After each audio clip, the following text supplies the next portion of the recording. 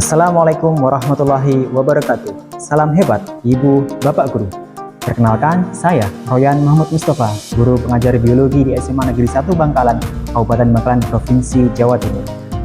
Pada kesempatan yang berbahagia ini, dengan dilatar belakangi oleh pengalaman pribadi saya sebagai pengajar biologi kelas 10 dan kelas 11, masih banyak ditemukan peserta didik yang kurang terampil, bahkan belum pernah sama sekali mengoperasikan mikroskop cahaya. Padahal, tuntutan pada tujuan pembelajaran, peserta didik sudah harus terampil untuk bisa mengoperasikan mikroskop cahaya. Hal ini bertujuan untuk agar mereka bisa mengobservasi secara langsung sel hewan dan sel tumbuhan, dan juga melihat strukturnya untuk bisa mengaitkan dengan fungsinya.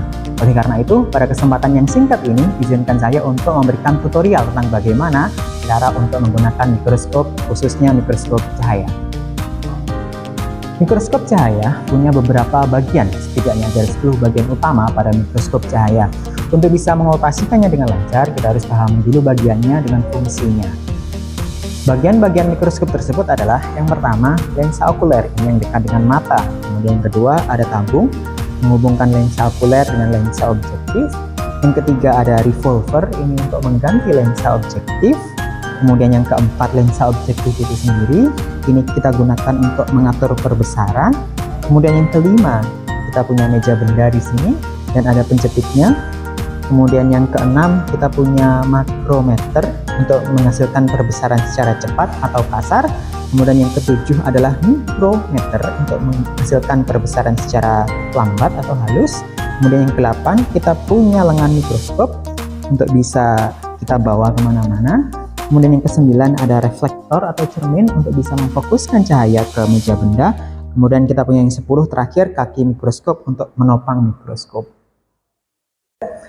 Setelah tadi kita mempelajari bagian-bagian mikroskop berikut dengan fungsinya, mari kita langsung peragakan.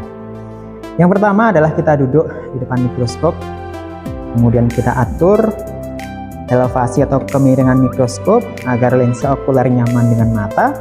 Berikutnya adalah yang kita atur pencahayaan, karena ini adalah mikroskop cahaya sederhana yang menggunakan cahaya dari luar. Oleh karena itu kita harus atur reflektor atau cerminnya dari arah datangnya cahaya untuk bisa kita pantulkan menuju ke lubang meja benda. Kita atur sambil kita lihat di visualisasi lensa okuler. Kita melihat sampai cahaya terang bisa menerangi. Setelah kita anggap terang, kemudian berikutnya kita atur revolver dari perbesaran yang paling kecil. Kita gunakan dulu perbesaran 100 kali. Setelah itu kita siapkan preparat, kemudian kita jepit di meja benda,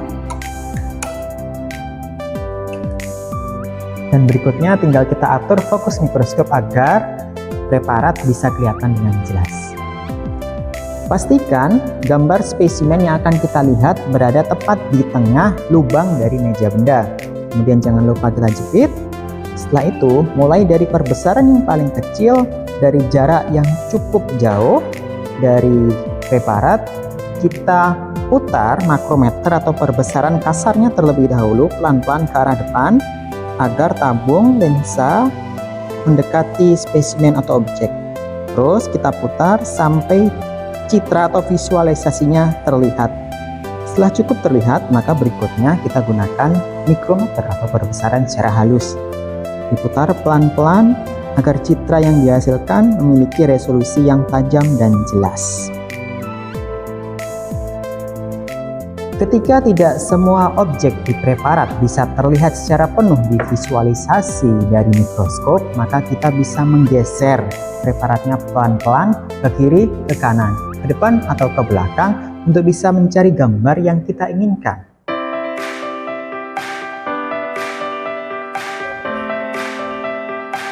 Dan itulah tadi bagaimana tutorial untuk menggunakan mikroskop cahaya dengan baik dan benar.